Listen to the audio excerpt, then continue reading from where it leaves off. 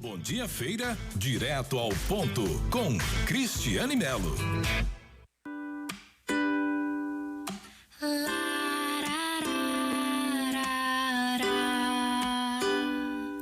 Bom dia, abre a janela, deixa o sol entrar.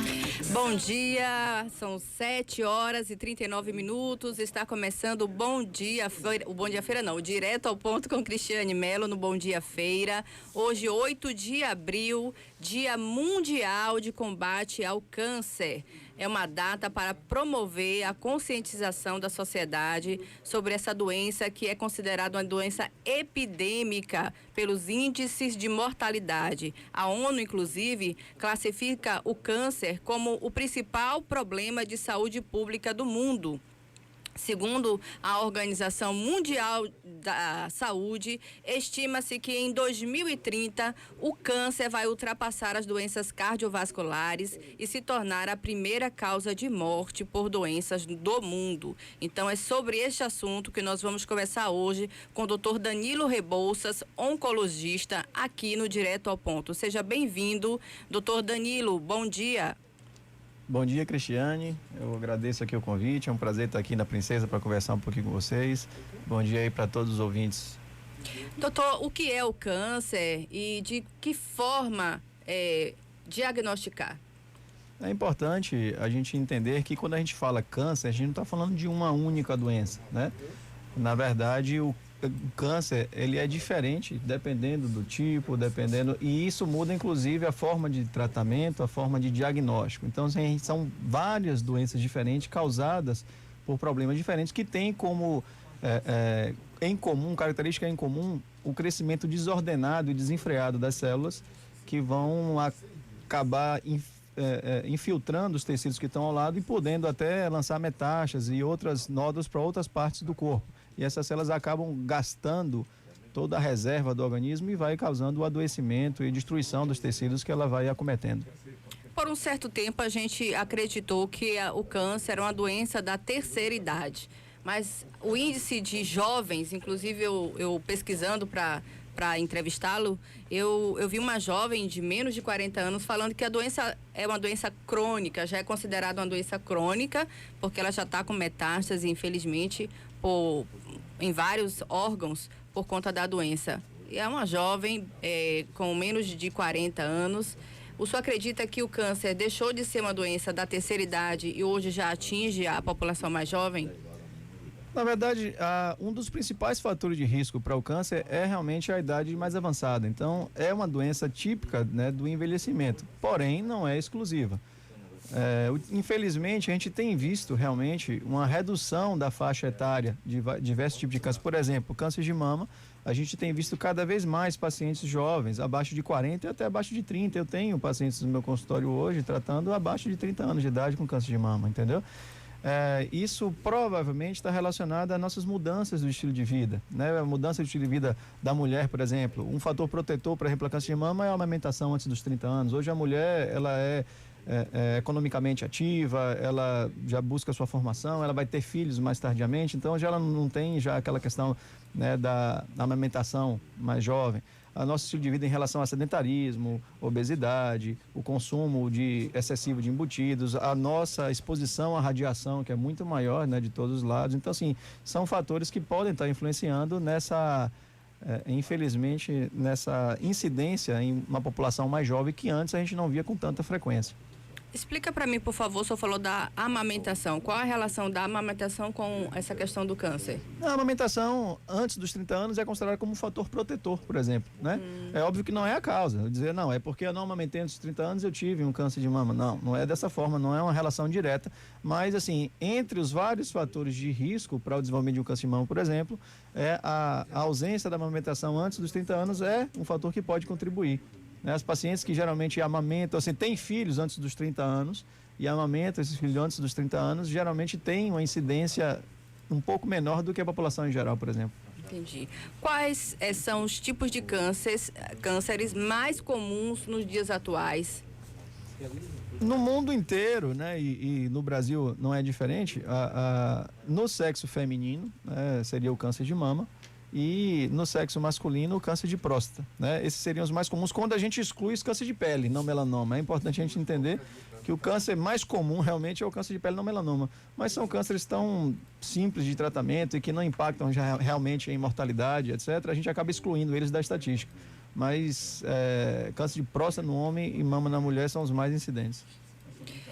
Nós estamos com o Dr. Danilo Rebouças, oncologista, aqui ao vivo na Princesa FM, falando sobre prevenção e o Dia Mundial de Combate ao Câncer. De que forma prevenir o câncer, doutor? Isso, assim, a gente fala de todos esses dados assustadores, mas eu acho que a mensagem mais importante desse dia é que estima-se que pela Organização Mundial da Saúde que até 50% dos casos de cânceres eles são atribuíveis a fatores que são modificáveis, né? Tem fatores que a gente não modifica, por exemplo, a idade, ninguém vai escapar de envelhecer, por exemplo, né? Fatores genéticos que já nascem, transmitidos de pai para filho, não tem como a gente escapar, mas fatores evitáveis a gente consegue mudar, né? Ou seja, não fumar, não ingerir bebidas alcoólicas em excesso, né? Manter um peso corporal saudável, se manter fisicamente ativo. A atividade física ela é extremamente eficaz em relação à redução de incidência de câncer, e isso é comprovado por milhares de estudos com milhares de pacientes, mostrando que reduz a incidência, inclusive diretamente, né? E o uso do protetor solar, evitar excesso de ingestão de comidas industrializadas, processadas, presunto, carne vermelha em excesso, uma dieta mais saudável, rica em frutas, verduras, grãos. Isso tudo pode reduzir em até 50%, né, a incidência de câncer no mundo hoje em dia. Principalmente a questão do tabagismo, que é realmente muito importante. Para a gente encerrar aqui o Direto ao Ponto, quais são os tipos de tratamento? Já existe assim algo mais moderno no mercado para tratar com menos... a gente sabe que o tratamento de câncer é bem agressivo. Já existe algo no mercado que a gente possa tratar o câncer de forma menos agressiva e dar uma sobrevida a esse paciente? Olha, a gente vem avançando de forma impressionante nas últimas décadas. Então, assim, na última década já surgiram mais tratamentos do que os últimos 100 anos, né, em relação ao tratamento oncológico. É óbvio que o tratamento ele não deixa de ser um tratamento realmente muitas vezes agressivo. Eu falo impactante em relação a efeitos colaterais, enfim, mas na grande maioria das vezes são bem tolerados. Cada vez mais a gente consegue descalonar cirurgias, fazer cirurgias menos mutiladoras, com menos impacto em relação à questão funcional do paciente, né? Quimioterápicos cada vez menos agressivos ou com as doses mais bem ajustadas e, principalmente, hoje em dia, as drogas-alvo, que são drogas direcionadas a moléculas específicas do câncer, que não causam tantos efeitos colaterais no resto do corpo, imunoterapias, que a gente exacerba o sistema imunológico do paciente para que o próprio paciente combata o câncer e não a droga. Então a gente tem hoje armamentos extremamente eficazes e conseguimos inclusive curar câncer que até pouco tempo a gente considerava impossível. Ou seja, cânceres metastáticos, às vezes, a gente consegue deixar o paciente sem evidência de doença e já em controle há 10 anos e sem entrar em atividade. Ou seja, um paciente que provavelmente está curado. Então hoje a gente consegue esses feitos. É óbvio que cada caso é um caso, tem cânceres extremamente agressivos, que a gente não consegue essa cronificação da doença e em pouco tempo a gente acaba perdendo, né, o paciente, infelizmente, mas o que é importante aqui, além dessas mudanças que eu falei, é a questão da detecção precoce. Então, sempre procurar o seu médico, fazer, né, as suas mamografias de rotina a partir dos 40 anos, né, procurar o mastologista, fazer principalmente as meninas a partir dos 25, se não tiver iniciado a atividade sexual, ou assim que iniciar a atividade sexual, passar no seu ginecologista, fazer seu Papa Nicolau, fazer seu preventivo, né, que a gente consegue dessa forma diagnosticar ou até evitar, no caso de Cauterin, por exemplo, e se caso a gente encontre o câncer, fazer tratamentos bem menos agressivos. O diagnóstico precoce é a principal arma para um tratamento rápido e eficaz. Isso aí. Então, quanto mais cedo o câncer for diagnosticado, mais fácil vai ser o tratamento. Doutor, se eu esqueci de te perguntar algo que seja de muita relevância, os microfones estão abertos. Foi um prazer entrevistá-lo aqui no Bom Dia Feira.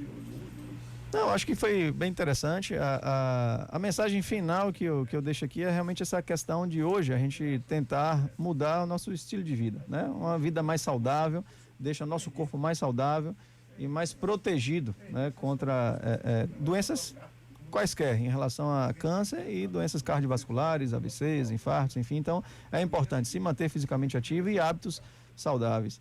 E o tabagismo, a última mensagem que eu vou deixar aqui, que infelizmente, a gente está conseguindo tirar o cigarro de linha e o pessoal está inventando essa história aí de cigarro eletrônico, que também não é legal. Assim, isso não é inócuo.